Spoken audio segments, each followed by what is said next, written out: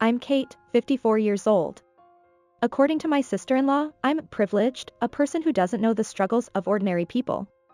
I'll talk about that later. My husband is Aaron, also 54, the same age as me.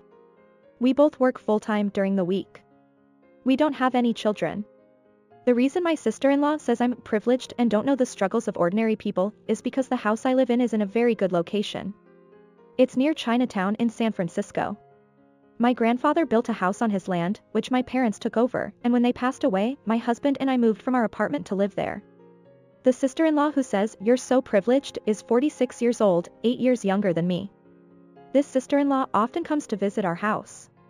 Leaving her husband and 12-year-old child at home, she travels 2 hours from her home to visit us once every 3 months over the weekend. She says she likes Chinatown. This sister-in-law was born when my husband was in elementary school and he said she was small and cute. It seems that her parents loved her very much because she was born late. It must be nice, growing up in such a place without any struggles. She says this with a sense of inferiority. I was born in the countryside, so there were no places to play. You must have grown up comfortably without knowing such struggles. She clearly doesn't have friendly feelings towards me. But she seems to like Chinatown and comes to visit this house. Of course, she doesn't bring any gifts. Even if I bring a gift, you'll make fun of it because it's from the countryside. That's her reason. My sister-in-law comes empty-handed and says, "It must be nice, being so close to Chinatown. You don't have any struggles. You can live without a car. We country folks can't live without a car, so we have transportation costs. But your place is nice too, isn't it? I like it. The air is clean and the people around are kind." When I say this, what's that? Are you being sarcastic? She says things like that. I don't go out to play that much, because I work during the day. If I say this, you're really sarcastic. You want to say, unlike where you live, we're close to tourist spots, don't you? That's what she says. I want to say, who's being sarcastic? I've complained to my husband about her harsh words. My sister speaks her mind. She's straightforward. But he didn't take me seriously. So, in the midst of all this, I heard that my sister-in-law was building a house. She told me when she came to visit again. Really? Where? Sister-in-law said, it's obviously near our house. We bought the land ourselves. We didn't have it from the start like you. So there's no way we could buy such a good location. Rich person like you is nice. I was already irritated by her constant remarks, so I asked. So, how should I speak so that you don't feel like I'm being sarcastic? Why don't you just keep quiet? Everything you say sounds sarcastic. She said. I can't do anything but keep quiet. I was completely excluded from the conversation. Since then, she comes to visit but doesn't say a word to me. But she comes. She comes more often than before. Because my husband allows it. Hey, wait a minute. Your sister comes to our house but ignores me. She uses our bath. She eats our food. But I'm ignored. I tried saying this to my husband. Then? That's what I'm saying, she's straightforward. You don't have to talk either. She leaves her husband and child at home so we don't have to worry about them, right? So neither of us has to worry about each other. Even so. Today, she went out to explore San Francisco on her own, came back, used the bath as she pleased and went to bed. And the next day, she silently ate the breakfast I prepared and not even a word of thanks. Is this a hotel? Am I a hotel chef? So, 3 months later, my sister-in-law came again. It seems like she's going sightseeing in San Francisco today. But after that, she talked with my husband all night. She stayed overnight and left, but my husband was excited and showed me lots of pictures. Hey! Look at this. This is the house my sister built. Oh, the house was built. This? You'll love this when you see it. What he showed me was a pure white building. It certainly looked new. Isn't this amazing? My husband showed it to me with excitement. Huh? I tilted my head. At first glance, it looked like a garage. But looking at the mop in the picture with it, it was clear that it wasn't big enough for a car. Huh? Is this? That's right. Isn't it amazing? My husband shouted proudly. It's a motorcycle garage. And it's custom made. Now my Harley can fit in there. What? I was stunned. That's what I'm saying. My Harley can fit in there. I don't understand. But this is your sister's house, right? No, we've been talking about it for a while now. Let's exchange houses. What?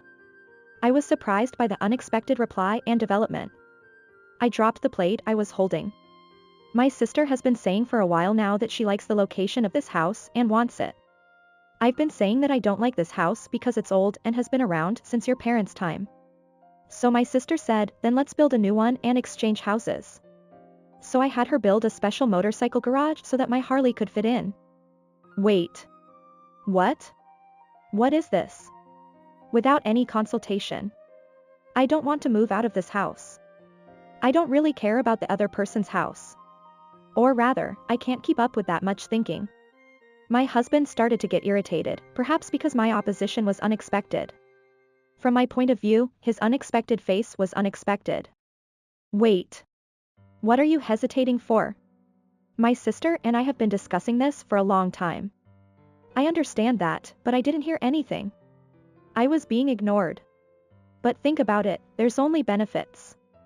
There's a motorcycle garage. Wait a minute, what about my position? Your hobby is watching suspense dramas, right? There's a TV in that house too. It's true that my husband's hobby is motorcycles. He cherishes his Harley Davidson as much as his life. Compared to that, I didn't have any particular hobbies, and if I had to say, I liked watching suspense dramas like Criminal Minds and A24 on TV. But, commuting. You just have to spend a little more time on the bus and train. That's not a little, it's an extra 2 hours. I can commute on my Harley. You should spend about 2 hours commuting. You've been gaining weight lately, so you should go on a forced diet. There's a limit to forced dieting. How painful it would be if it became a daily routine. But my husband's head was full of the new house and the dedicated garage to store his Harley. Just because I was lingering over this old house, he seemed to be getting really angry because it was unexpected and annoying. Finally, my husband resorted to drastic measures. I'll give my house to my sister and her husband. I'll get a new house with a motorcycle garage. I don't see any reason to refuse. If you refuse, we're getting a divorce. He started saying things like that. Huh? Divorce? Did you just say divorce? Are you going to push me that far? I thought. Okay, just give me one night to think about it. That was all I could say. I crawled into bed and I think I was in shock for about 2 hours. A house with a motorcycle garage seems like it was built for my husband. My sister-in-law doesn't have a motorcycle at her house. That means she built the house with the intention of taking over from the beginning. But when I thought about it, my husband who agreed without thinking was also at fault. And then, he decided on the deal without consulting me and said, if you refuse, we'll get divorced. This is clearly threatening. I won't forgive him. So I spent the next 8 hours until morning researching various things on my smartphone. The next day, I agreed to move out. I'll pack up, so wait 2 weeks. I have work on weekdays too. I added a condition. And one more thing. My sister-in-law and her husband can't move in until after we've moved out, right? I said. Well, yeah, and I want to hand it over in good condition as a thank you for making the garage, so can we hand it over after another 2 weeks? We'll have it cleaned by professionals and hand it over. My husband understood. I made 2 phone calls when my husband wasn't around. The 2 weeks flew by. My husband was happily packing his things, muttering, Harley, Harley. He was deciding on the furniture layout while asking my sister-in-law on the phone, how wide is that room? It seems there were also calls from her about the floor plan. Since they are moving from their current apartment, even 4 weeks of preparation for the move is quite short. They seem to be busy preparing for the move. And then, moving day. Hello? We're a white moving company. The movers arrived. Oh, please come in, this way. My husband invited the movers in. But immediately after that. Hello? We're a brown moving company. Another moving company arrived. What? My husband exclaimed. I slipped past my husband and said. Oh, please come in, this way. I invited the movers in. Wait a minute. What's going on? My husband yelled. What do you mean what's going on? I told you, didn't I? That it's okay to move. So let's move separately to our new homes. Movers, the items with yellow colored tape are the ones I want you to move, so please take them this way. The rest goes to Brown Moving Company. I briskly gave instructions. And an hour later. Well, that's it. Thank you for everything. I'll send you the divorce papers later. Wait a minute. My husband shouted in a panic. You said you wanted a divorce, didn't you? I left my husband behind and quickly left the scene in a taxi I had called. I got in the taxi, but it only took a few minutes to get to where I was going. Good work. The person waiting for the taxi came over to me. It was my brother Noah. My brother had come to help me move. Well, it's good that you found a house in 2 weeks. It's a rental though. You can look for an apartment or something once things settle down. You've had quite a misfortune. Misfortune is an understatement. For now, I've marked the necessary items for living like a rice cooker with yellow tape, so I'll manage somehow here. My brother helped me move. Even though the movers arranged the large items, I needed a man's help for the small details. I was saved. With my brother's help, the move was completed within the day. Well, then, call me again in 2 weeks. My brother left.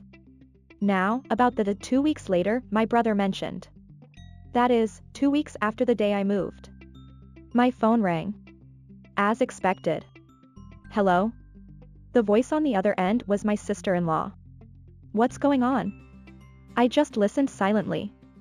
The house is gone. I looked down, suppressing a laugh. It was hard not to make a sound. It's just a vacant lot. Why are you silent? Because you told me to be quiet, didn't you? My sister-in-law screamed. I finally burst out laughing. It seemed that my sister-in-law and my husband were together. The phone was handed over to my husband. Did you have to go that far? He yelled at me in a voice that sounded like he was about to cry. I don't want to hear that from someone who threatened me.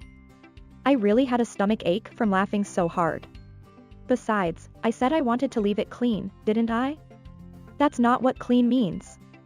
It's the ultimate clean. It's brand new. My husband clicked his tongue repeatedly. Anyway, you come and talk. I have nothing to talk to you about. If you refuse, I won't stamp the divorce papers. You said you'd divorce me if I refused to leave that house, didn't you? What a turnaround. Shut up. Well then, I'll go to your house for now.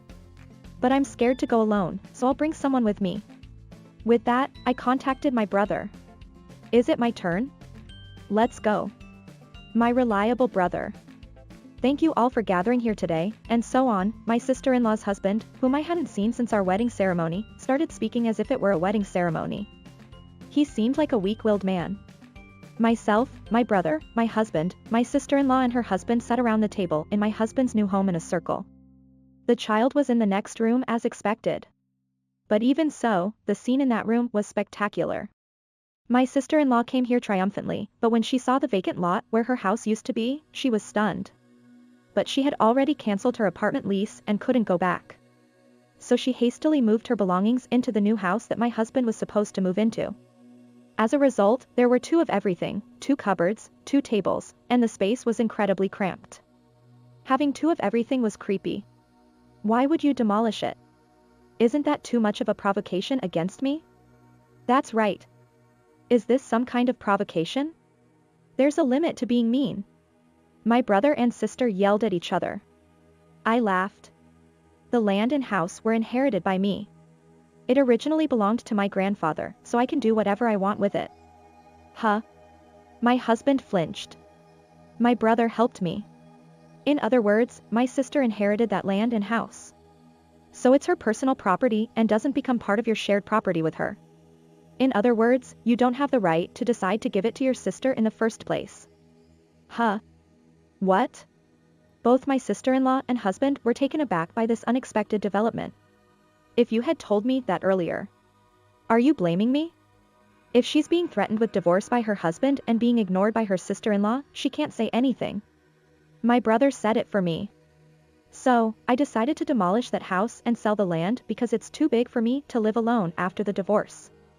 Yes, the day after I was threatened with divorce, I called 2 places. One was my brother, and the other was a demolition contractor. They told me it would take 10 days to demolish the house. It takes my sister-in-law 2 hours to get here, 4 hours round trip. If she doesn't have much time to prepare for the move, she won't be able to come because she'll be busy packing. The same goes for my husband, who moved into a new building near my sister-in-law's apartment. So when I actually moved, I was able to make a big counterattack by turning it into a vacant lot.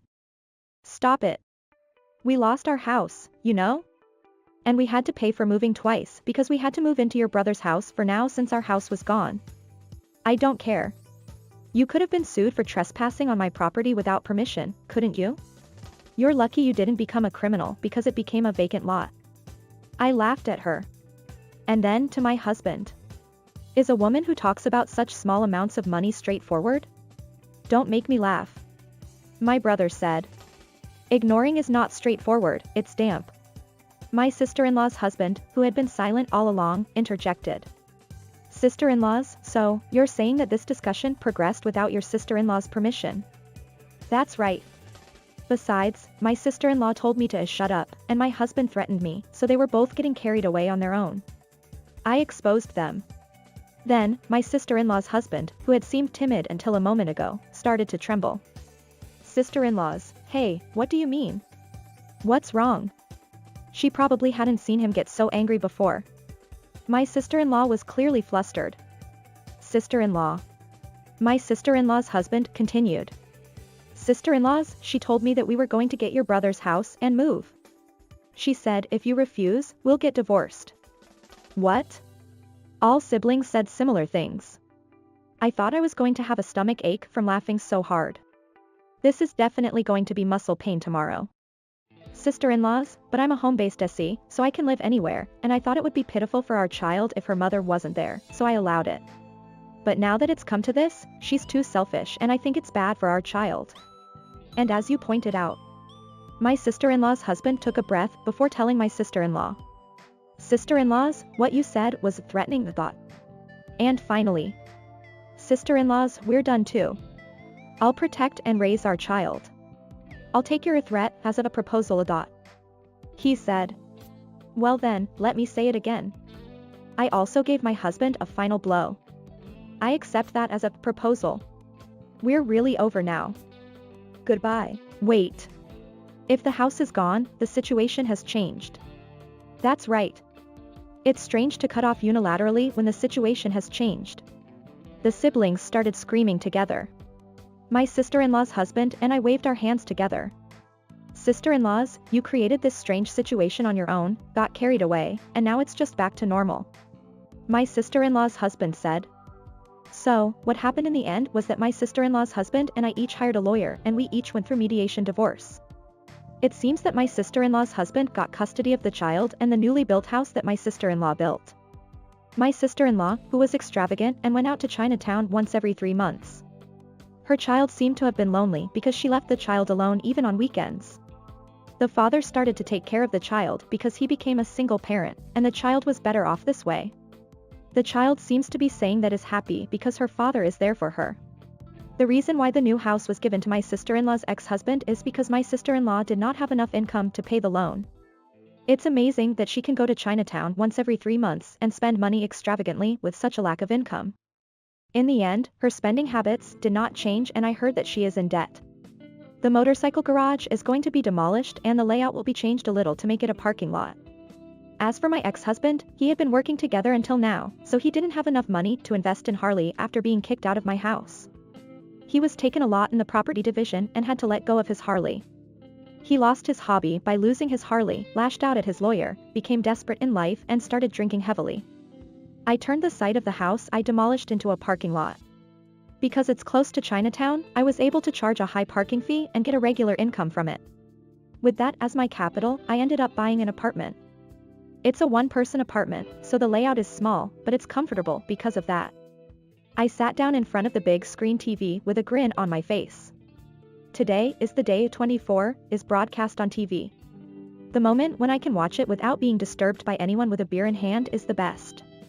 I've already taken a bath, so it's the strongest set of no makeup, pajamas, beer, big screen, and a 24. I set up some cheese snacks, buried myself in the sofa and pressed the button on the TV remote control.